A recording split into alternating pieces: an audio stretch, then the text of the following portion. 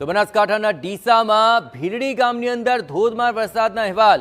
આ ભારે વરસાદને કારણે જુઓ જળબંબાકારની પરિસ્થિતિ।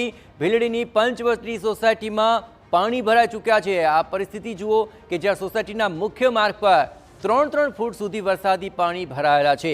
દર વર્ષે પાણી ભરાઈ જવાની સમસ્યા છે અને સ્થાનિક તંત્ર જાણે કે નિંદ્રાધીન છે। વધુ પાણી હોવાને કારણે સોસાયટીમાં રહીશો હાલાકીનો સામનો કરી રહ્યા છે। તો ડીસા તાલુકાના ભીલડી ગામમાં ભારે વરસાદને કારણે આ જળબંબાકારની પરિસ્થિતિ, જ્યાં વરસાદી પાણી ગામમાં ફરી વળ્યા છે, તેને કારણે શાળા અને નીચાણવાળા વિસ્તારો પાણીમાં ગરકાવ થઈ ચૂક્યા છે। આ શાળામાં પાણી ભરાઈ ગયું અને વિદ્યાર્થીઓ અભ્યાસ માટે પણ નથી જઈ શકતા। ભીલડીના ગોગામઠ વિસ્તારમાં આ વરસાદી પાણી ભરાયા અને તેને કારણે અહીંના સ્થાનિકો હાલાકી વેઠી રહ્યા છે।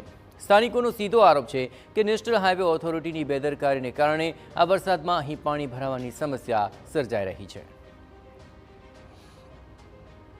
વરસાદ છે ક્યાંક ભારે છે તો ક્યાંક અતિ ભારે વરસાદ છે અને જેને કારણે મુશ્કેલીઓ સર્જાઈ છે। અત્યારે આપણે એ વિસ્તારમાં છીએ, ભીલડી વિસ્તારમાં, અને આ ગોગામઠ વિસ્તાર છે જ્યાં આ પ્રાથમિક શાળા છે। એ પ્રાથમિક શાળા સદંતર બંધ થઈ ગઈ છે અને જેના બાળકો છે તેઓને અન્ય જગ્યાએ અભ્યાસ કરાવવાની ફરજ પડી રહી છે। એટલે કે આ વિસ્તાર છે એ ગળાડૂબ પાણીમાં ગયો છે। વર્ષો જૂની સમસ્યા છે, અનેકવાર તંત્રને રજૂઆત કરી છે, છતાં પણ આ સમસ્યાનું કોઈ હલ નથી।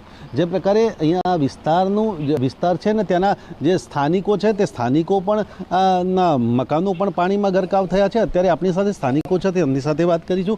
ખાસ કરીને આ વરસાદ છે તો કેવી પરિસ્થિતિ થાય છે? હાલ આ વરસાદના કારણે આપણે જોઈ રહ્યા છો સ્કૂલના વિદ્યાર્થીઓને બહુ મોટો પ્રશ્ન છે। હાલ કોઈ સ્કૂલના વિદ્યાર્થીઓ ભણવા આવી શકતા નથી। હાલ આપણે જોઈ શકીએ છીએ સ્કૂલમાં ઘૂંટણસમા પાણી સમાયેલા છે, તો એના કારણે છોકરાઓને ભણવામાં બહુ તકલીફ પડે છે।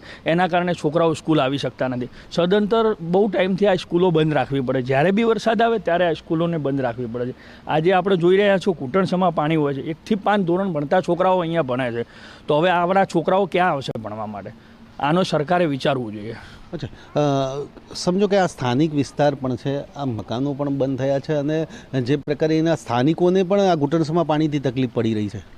જે આ દર વખતે આ જે વરસાદી પાણીથી બહુ સમસ્યા થાય છે અને ઘરોમાં પણ ઘૂંટણસમાં પાણી ભરાઈ જાય છે। અને હાઈવે ઓથોરિટી જ્યારથી આ હાઈવે બન્યો ત્યારથી આ પ્રશ્ન છે। વારંવાર તંત્રને પણ રજૂઆત કરી છે, પણ કોઈ આ પાણીનો નિકાલ નથી। હાઈવે બન્યા પછી પણ કોઈ ગટરનો કંઈ નિકાલ નથી। અત્યારે તો આ જે વરસાદ છે તેને કારણે જે બાળકો છે એ શાળામાં અભ્યાસ કરતા બંધ થયા છે, સાથે સાથે આ સ્થાનિકો છે એમના રહીશકોને બહાર નીકળવાનું પણ મુશ્કેલ બન્યું છે। વર્ષો જૂની સમસ્યા છે અને આ તમામ જે બેદરકારી છે નેશનલ હાઈવે ઓથોરિટીની છે। હાઈવે ઓથોરિટીને એની જવાબદારી સ્વીકારે અથવા તો તંત્ર આના નિકાલ કરવાના પ્રયત્નો કરે। અતુલ ત્રિવેદી, TV9 બનાસકાંઠા।